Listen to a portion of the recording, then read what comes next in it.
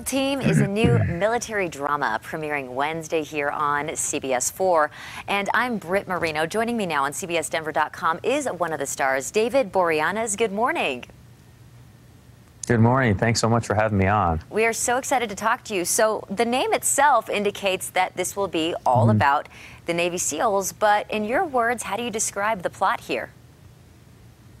Well, you know, titles can be misleading. I think one of the things you have to realize with that is the word teams. Teams is very much an important aspect of this. Yes, it is a SEAL team, but the bigger question is what happens to this team when they come home from a mission or an op. For us, it was the DNA and the workplace show. Yes, it is a workplace show, but how do they deal with their loved ones, their friends, their wives?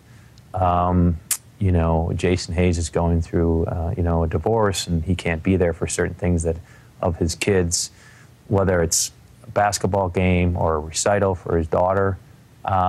He misses out on that because of his job, and there's a strain on that. When they go on these missions and these ops, it's an intense togetherness of brotherhood, and they do operate as a team. Because if one member doesn't do the job specifically correctly, then it all unravels.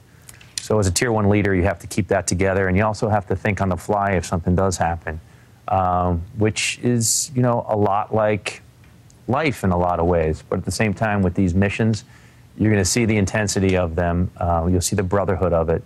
But most importantly, when they get home and how they deal with their lives is really what matters in this show. And that's the challenging part, and that's the most exciting part for me, to bring that character to life and give back and shed some light on that subject. I've read testimonies by Navy SEALs who talk about the toughness of the training. Did you have to go through any sort of training, or did you interview anybody so that you could really grasp the problems that they encounter out in the field and back home? Yeah, for me it was that the mental aspect and the approach of dealing with our guys. So, the gentleman who was an executive on our show was on 13 deployments, went on heavy missions and operations. You know, he told me the stories of what he struggled with and what he went through when he did come back home, which I related to and brought the bits and pieces of that to this character as I start to play him. As well as, you know, the guys who work on the show are behind me, and the team members, and we're going in, who's part of my team. We have a Delta Force guy. I mean, these are guys that have been injured in their line of work and now are at home. And he thanks me every day because it's the best part of his life. It's given him life again.